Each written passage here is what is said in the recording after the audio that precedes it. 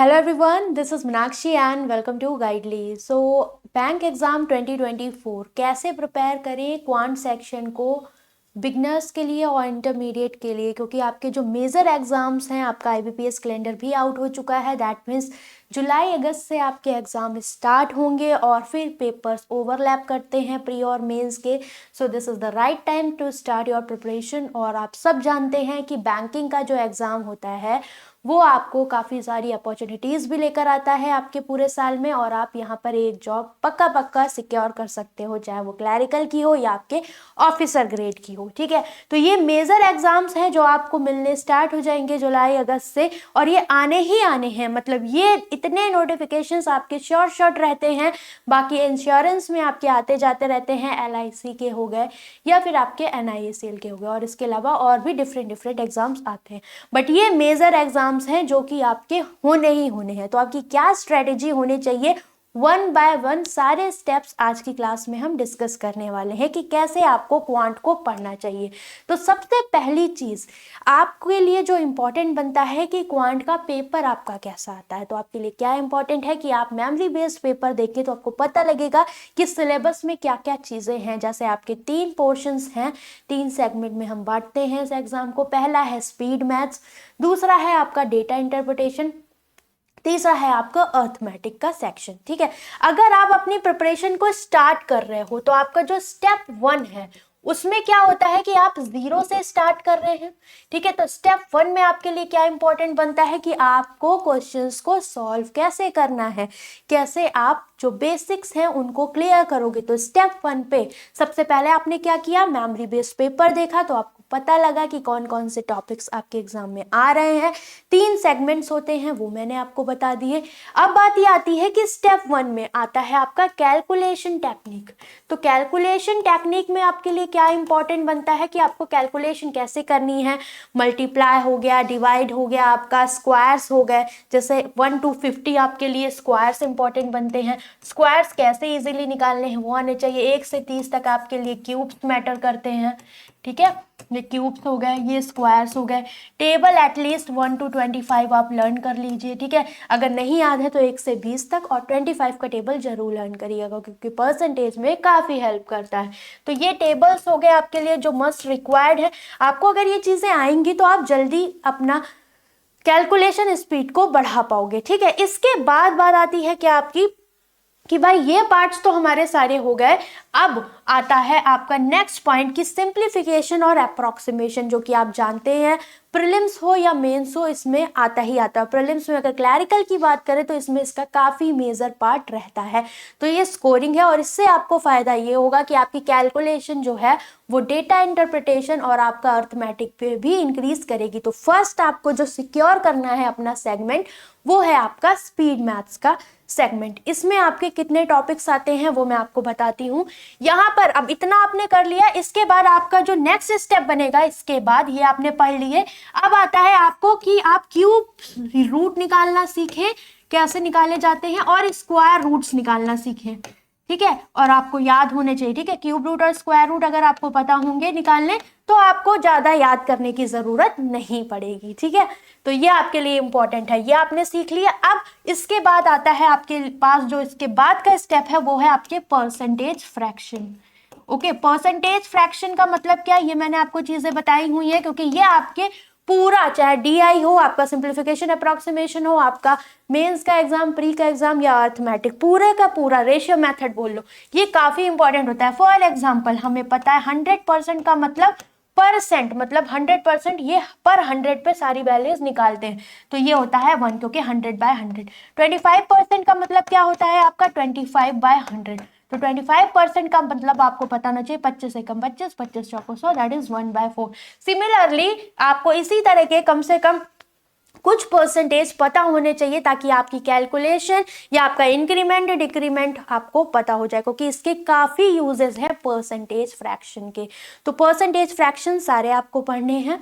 इसके बाद बात आती है क्या, जैसे परसेंटेज फ्रैक्शन हो गया, अब आपके पास जो नेक्स्ट स्टेप आता है इसके बाद का, वो यहाँ से मैं स्टार्ट करती हूँ, वो हो गया आपका क्या, सिंप्लीफिकेशन के क्वेश्चंस। अब आप लगाना स्टार्ट कर दें। अभी देखिए सिंप्लीफिकेशन में भी आपके कई तरह की वैरायटीज आने लगी हैं एग्जाम में। एक तो हो गया आपके नॉर्मल क्वेश्चंस जिसमें प्लस माइनस इंटू डिवाइड हो गया, वो हो गया। दूसरे आपके हो गए फ्रैक्शन बेस्ड क्वेश्चंस जिसमें फ्रैक्शंस आते हैं, वो हो गए। तीसरा आपका shirts and indices based questions हो गए जिसमें पावर वाले क्वेश्चंस हो गए। इसके अलावा आपके पॉइंट डेसिमल वाले क्वेश्चंस, ठीक है। तो अब इनका चलन ज्यादा हो गया है आपका एग्जाम में, तो आपको इनकी प्रैक्टिस करनी है। और कहाँ से करनी है ये सारी चीजें भी मैं आपको बताऊंगी, ठीक है, क्योंकि मटेरियल आपके पास टू द पॉइंट होना बहुत इंपॉर्टेंट है। सिंप्लीफिकेशन के आप कम से कम क्वेश्चंस लगाइए, 100-200 जितने मिले, एटलीस्ट 200 क्वेश्चंस आपको करने हैं स्टार्टिंग में। और अभी से स्टार्ट करोगे तो इन पे आप प्रॉपर वर्क कर पाओगे, अप्रोक्सीमेशन, और आपको कहीं पर भी दिक्कत नहीं आएगी कि आपकी स्पीड में दिक्कत आ रही है या कुछ। स्पीड में दिक्कत क्यों आती है एग्जाम में, क्योंकि हम बल्क में पर्टिकुलर टॉपिक्स को प्रैक्टिस नहीं करते हैं, ओके।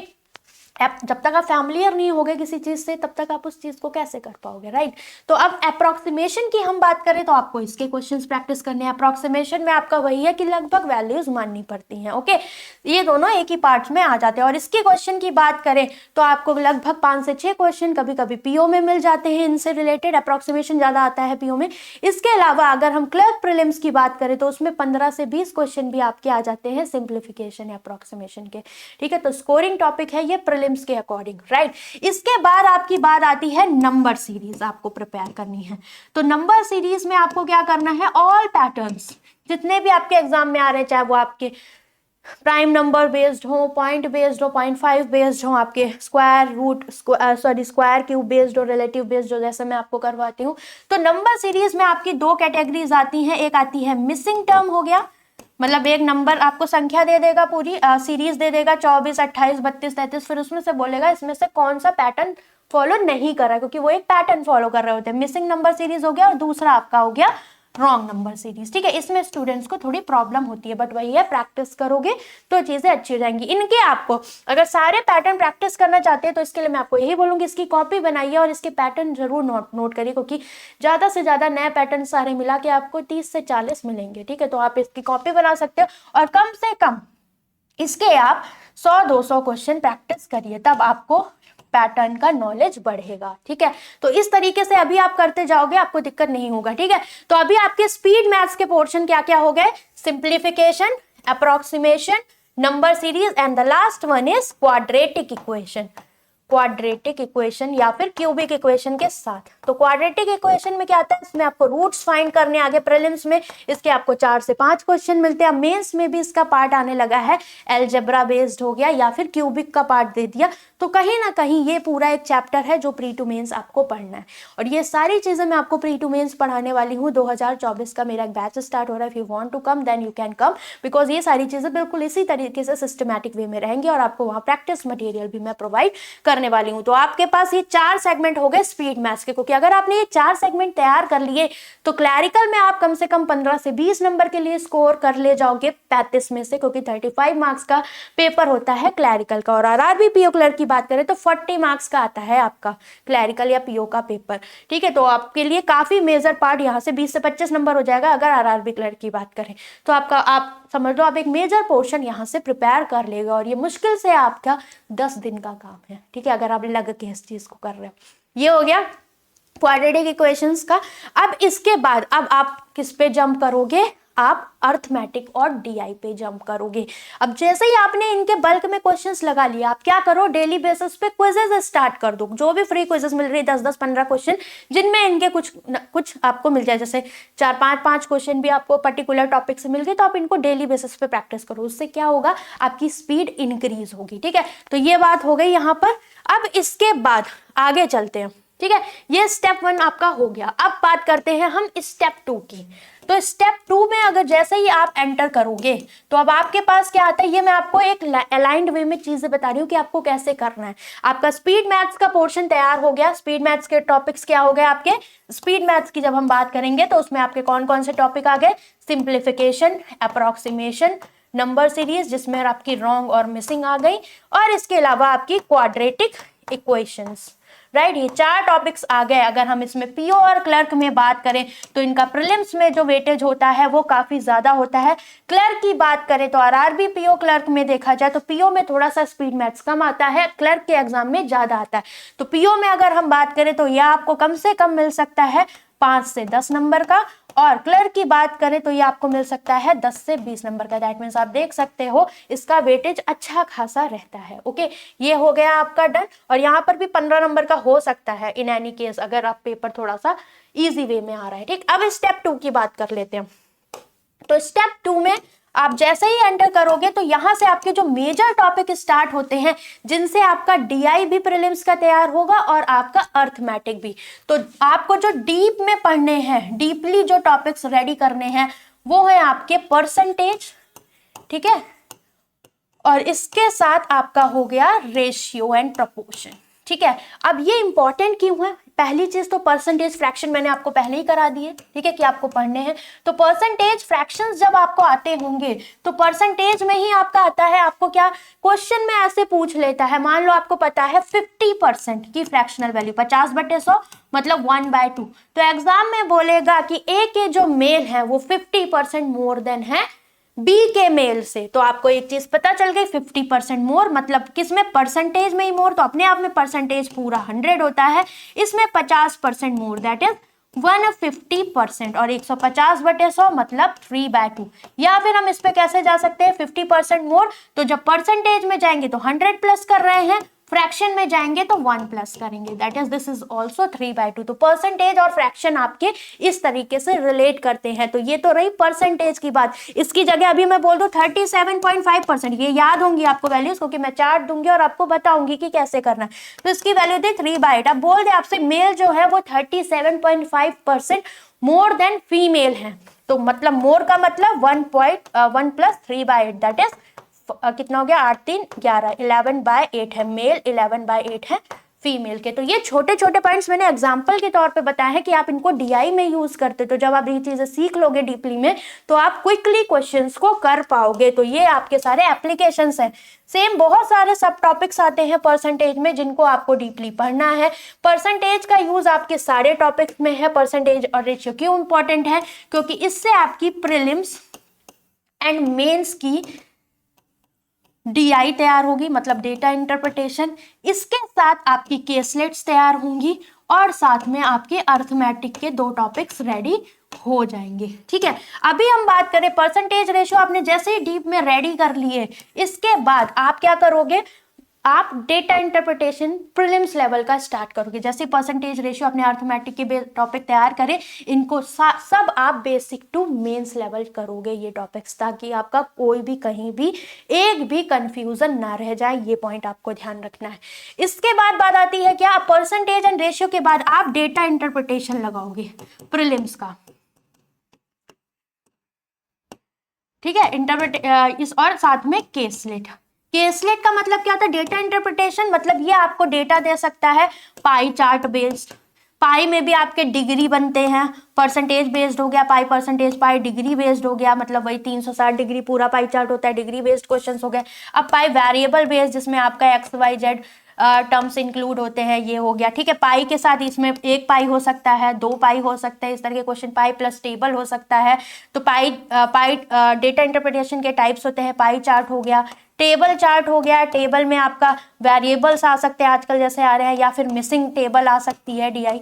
ठीक है, इसके अलावा आपकी क्या हो गई? बार ग्राफ बेस्ड डीआई होगी। बार कैसा होता है? इस तरीके का, इसमें डेटा दे दिया, आपको रीड करना होता है। या फिर लाइन ग्राफ हो गया, लाइन ग्राफ बेस्ड भी डीआई आती है, तो लाइन्स में इस तरह से आपका आता है। ठीक है, तो ये सारे टॉपिक्स आपको पढ़ने हैं कि कितने तरह की डीआई प्रीलिम्स में पूछी जाती हैं। Pre to mains prelims level की आप पहले लगाइए, पहले क्लैरिकल लेवल और फिर पीओ लेवल।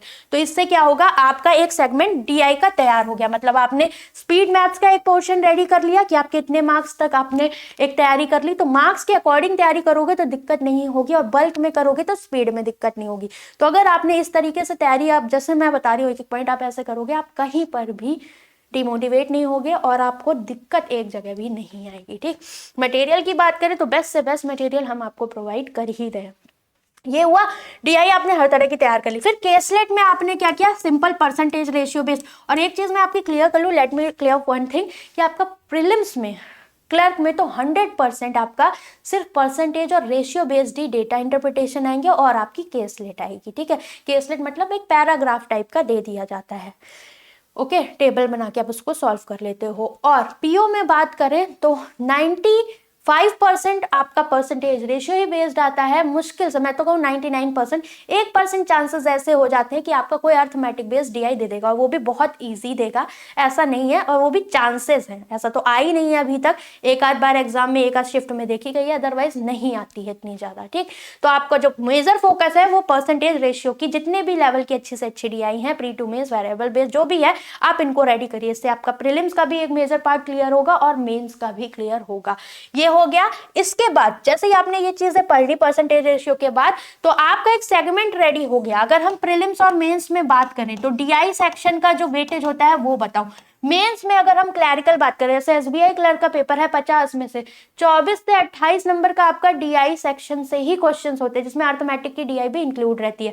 अगर हम परसेंटेज की डीआई की बात करें तो 10 से 15 नंबर आपके हो गए। तो मैं यहाँ मैं बोल सकती हूँ कि 10 से 15 मार्क्स आपके मेंस की डीआई में सिक्योर होते हैं।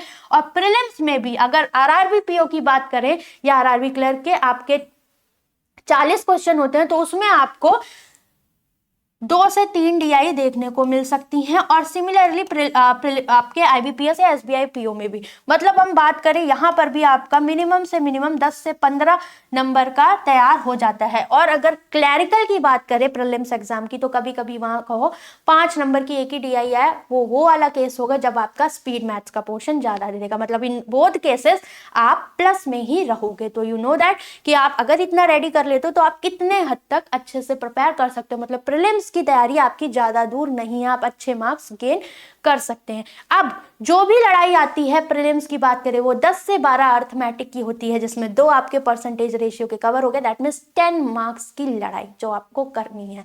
तो अब अर्थमेटिक की बात करें तो इसके बाद आता है आपका स्टेप 3, और ये चीजें अगर आप प्री टू मेंस कवर करोगे तो आपके लिए बहुत अच्छा रहेगा। ठीक है, क्योंकि मैं इसी चीज पर बिलीव करती हूँ। अगर आप प्रीलिम्स के बाद मेंस का, अगर आप कोई टॉपिक लगा रहे हो, आपने आज इजी लेवल के क्वेश्चन लगाए, कल मॉडरेट, परसों हाई लेवल के क्वेश्चन लगाए, तो उससे आपके लिए क्या फायदा हुआ? आपका उस जो टॉपिक में है उसमें पकड़ आपकी मजबूत होगी। तो ये तरीका बेस्ट होता है। और उसके साथ अगर आपको प्रैक्टिस शीट्स मिलती है या क्विजेस मिलती हैं, तो आप टाइमर के साथ प्रैक्टिस करके और कॉन्फिडेंट फील करोगे। हो गया, ठीक है। अब इसके बाद आता है स्टेप 3। स्टेप 3 में आता है आपका pre to mains arithmetic topics. ठीक है, अर्थमेटिक टॉपिक्स हो गए, तो पहले आप टॉपिक्स क्लियर करें, देन उसके बाद इनकी डीआई पर मूव करें, क्योंकि आपको बेसिक क्लियर होना बहुत इंपॉर्टेंट। तो अर्थमेटिक टॉपिक्स में इसके बाद अगर हम बात करें परसेंटेज, रेशियो, प्रपोर्शन, इसके बाद रेशियो आ गया। तो रेशियो का भाई है आपका मिक्सचर एंड एलिगेशन। ठीक है, इन पॉइंट्स को आपको रेडी करना है, तो ये टॉपिक आपको पढ़ना है।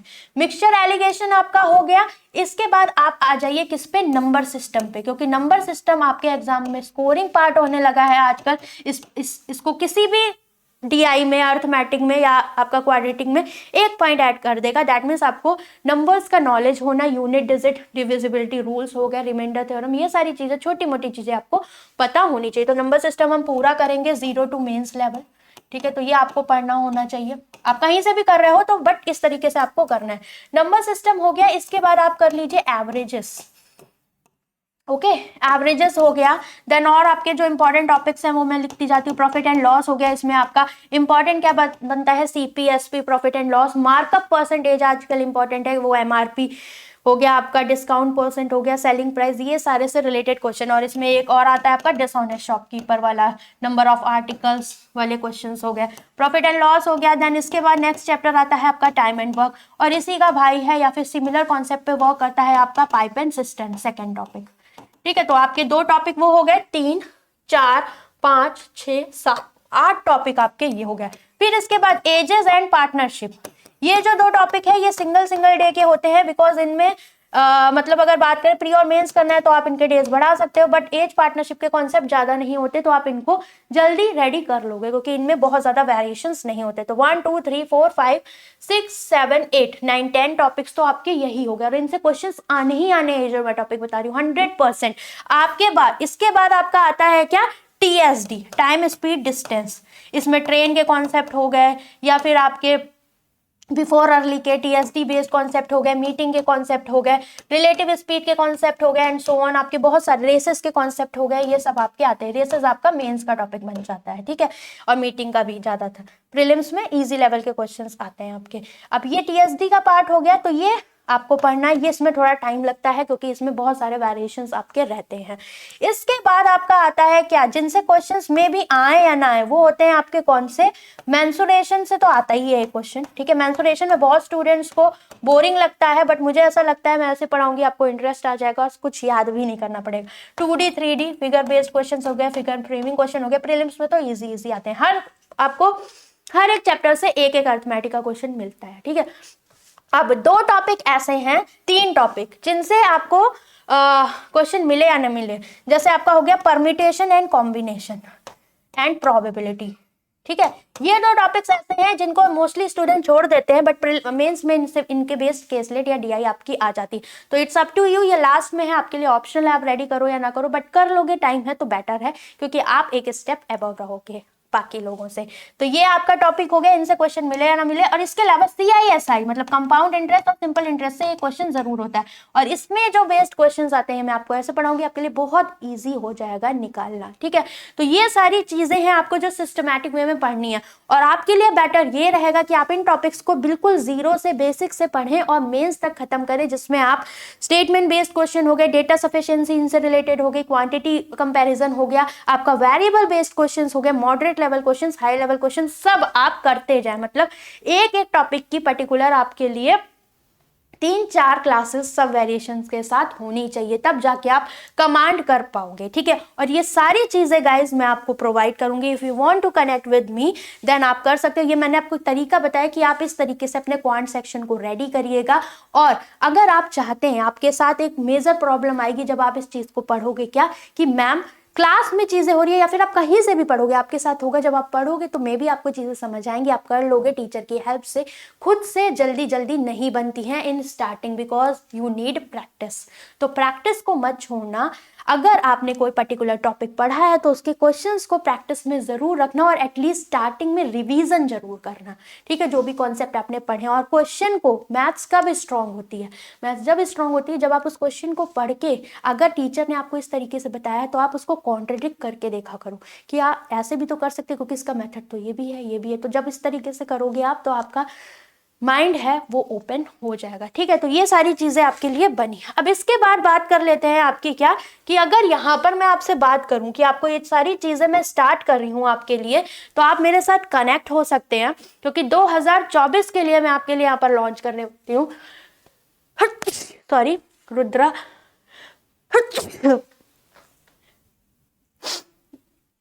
29 जनवरी से आपका एक बैच स्टार्ट हो रहा है, जो कि बिल्कुल आपको जीरो बेसिक्स से तैयारी कराएगा और बिल्कुल मेंस तक की तैयारी कराएगा। 90 दिन आपको कनेक्ट होना है।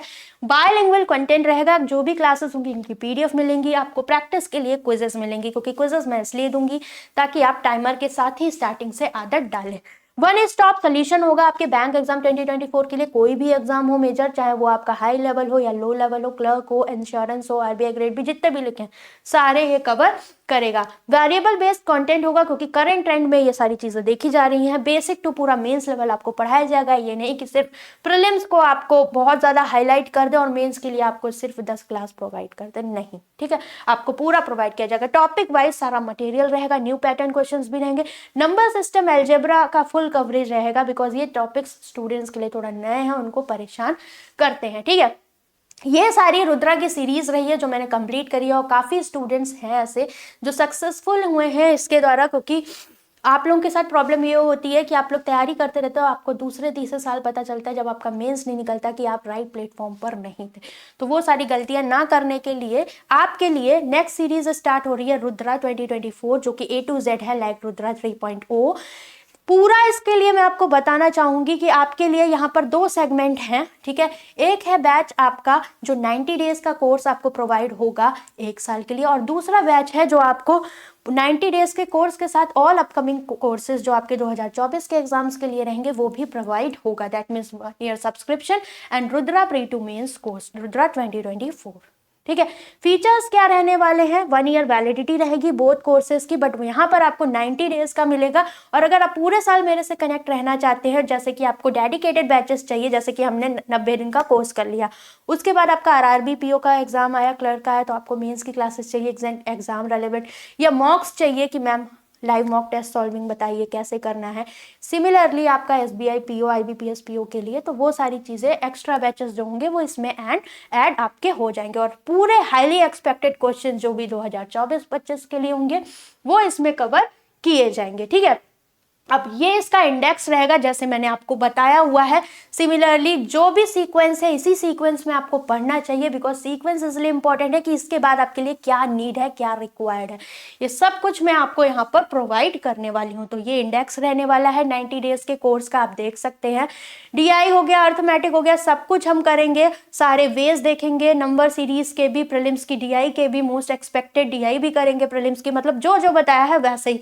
नंबर सिस्टम के भी आपके सारे सब टॉपिक्स करवाऊंगी मैं यहाँ पर, मिक्सचर एलिगेशन, और यहाँ पर सारे टॉपिक्स आपके रहेंगे। ठीक है, मेंस लेवल ऐसा नहीं है कुछ भी, जैसे मेंस लेवल नंबर सीरीज आपकी बीच में रहेगी, तो मतलब यही है कि आपका ऐसा कुछ नहीं है कि आपका प्री पहले पढ़ा दूंगी और मेंस के लिए मैं आपका वेट करूंगी, नहीं, जो भी टॉपिक होगा आपका प्री टू मेंस कवर होगा। ठीक है, जैसे ही आपके topics pre to mains cover हो जाएंगे, फिर आपकी जो अर्थमेटिक की डीआई बचती हैं या न्यू पैटर्न डीआई बचती हैं वो आपकी बाद में रहेंगी, जो कि आपकी स्टार्ट होंगी यहाँ से। ठीक है, तो यहाँ से मेंस लेवल आपकी डीआई स्टार्ट हो जाएंगी, और सारी डीआई मतलब ऑल सब टॉपिक जितनी भी डीआई इंपॉर्टेंट बनती है सब कुछ करेंगे, साथ में केस लेट भी। तो आपका पूरा ये सब रहेगा, मॉक सेशंस भी रहेंगे, ये सब हम करने वाले हैं। अगर आप रुद्रा का सब्सक्रिप्शन लेते हो तो इसमें आपके लिए क्या रहने वाला है, 90 डेज वाला 499 का है। अगर आप 90 डेज वाला कोर्स चाहते हो, डोंट वरी, उसकी वैलिडिटी आपकी 2024 के लिए पूरी रहेगी, और वो भी पूरा अपने आप में एक कंप्लीट पैकेज रहेगा। बट मोस्टली स्टूडेंट्स क्या करते हैं, उनको आदत हो जाती है कि मैम 90 डेज के बाद ये दिल मांगे मोर, मतलब आगे भी मेंस में कोई कमी ना रह जाए, इसलिए हमें कोर्सेज जो भी आपके आए हैं वो ऐड रहे इसमें। तो उसके लिए अपकमिंग बैचेस के लिए आपके ये बैचेस फ्री रहेंगे, जिसमें आरआरबी पीओ क्लर्क के लिए आपका रहेगा, जिसमें mock live mock solving sessions हो गए, आपका डेडिकेटेड कोर्स रहेगा मेंस के लिए मोस्ट एक्सपेक्टेड क्वेश्चन का, जिसमें डीआई, अर्थमेटिक, अलजेब्रा सब कुछ रहेगा। सिमिलरली जैसे सेवियर बैच मैंने लॉन्च किया था आईबीपीएस पीओ, एसबीआई पीओ के लिए, मेंस के लिए डेडिकेशन के साथ, वो आपका रहेगा इन पीओ मेंस के लिए, इन दोनों के लिए, क्योंकि इसका लेवल अलग होता है, आरआरबी का लेवल अलग होता है, और प्रीलिम्स के लिए भी एज इट इज अलग प्रोवाइड किया जाएगा, जो भी इंक्लूडेड रहेगा। तो ये है आपका 1 ईयर सब्सक्रिप्शन का, अगर आप इसे चाहें तो आप इसे ले सकते हैं। अदरवाइज आपको लगता है कि आपके लिए, क्योंकि देखो 3.0 भी अपने आप में इनफ था, तो अगर आपको लगता है कि इसका प्राइस ज़्यादा है, 10% डिस्काउंट है, अगर आप नहीं लेना चाहते तो आप इसको भी ले सकते हो, क्योंकि ये जो है ये फ्रेश चीज़ स्टार्ट हो रही है आपकी 29 फरवरी से, और मुझे ऐसा लगता है अगर ये जो है वो राइट टाइम है, if you want to connect with me, और आप इसको 1 बाय 1 पढ़ना चाहते हो सारा स्ट्रेटेजी के साथ, गाइडेंस के साथ और क्लासेस के साथ, देन आप मेरे साथ कनेक्ट कर सकते हो, और इस बैच को आप पूरा 1 साल तक एक्सेस कर सकते हो। ठीक है, so this is all about quant section, अगर आप इस तरीके से जा रहे हैं। ठीक है, और आपको तैयारी कैसे करनी है, आप स्टेप बाय स्टेप वही रखिएगा, चाहे आप जहाँ से पढ़ें। इंपॉर्टेंट ये है कि हम जो भी पढ़ें वो प्री टू मेंस पढ़ें, because this is the right time to clear your prelims to mains, all concepts, all variations and all type questions. Because जैसे ही जुलाई आएगा आप प्रीलिम्स के क्या दोगे, मॉक्स दोगे और मेंस के मॉक दोगे, उस टाइम पे आप अपने लिए क्या कहते हैं, एक्सपेरिमेंट मत करना, अदरवाइज आप बहुत दूर हो जाओगे। और क्वांट को लेकर आप लोगों के अंदर जो मिथ है वो मैं दूर करना चाहूंगी, एक कि बहुत लोगों को लगता है क्वांट में तो स्कोर नहीं हो सकता। ज़रा हमारे साथ एक बार कनेक्ट होकर देखिए, आप क्लर्क क्या पीओ मेंस में भी बहुत अच्छा स्कोर करेंगे, बिकॉज बहुत सारे स्टूडेंट ऐसे रहे जिनका बैकग्राउंड मैथ्स का नहीं रहा है, बट फिर भी उन्होंने बैंकिंग के एग्जाम्स में बहुत अच्छा स्कोर किया हुआ है, बिकॉज उन्होंने चीज़ों को राइट टाइम पे स्टार्ट किया और ख़त्म किया। ये नहीं कि आप अगर देखो कहीं से पढ़ोगे और आपको नॉलेज ही नहीं है कि एक्चुअल एग्जाम में आता क्या है, पढ़ना क्या है, देन आप कहते ना कि वर्थ कब होती है चीज़ की, जब डायरेक्शन सही तरीके से हो रहा हो। अगर आप उस चीज़ मतलब आप मेहनत कर रहे हो और वो चीज़ सही जगह जा नहीं रही है तो फिर वो वेस्ट हो जाती है। तो उस चीज़ का ध्यान रखिएगा। बाकी आपका कोई डाउट हो आप कमेंट करके पूछ सकते हैं। Bye, take care guys.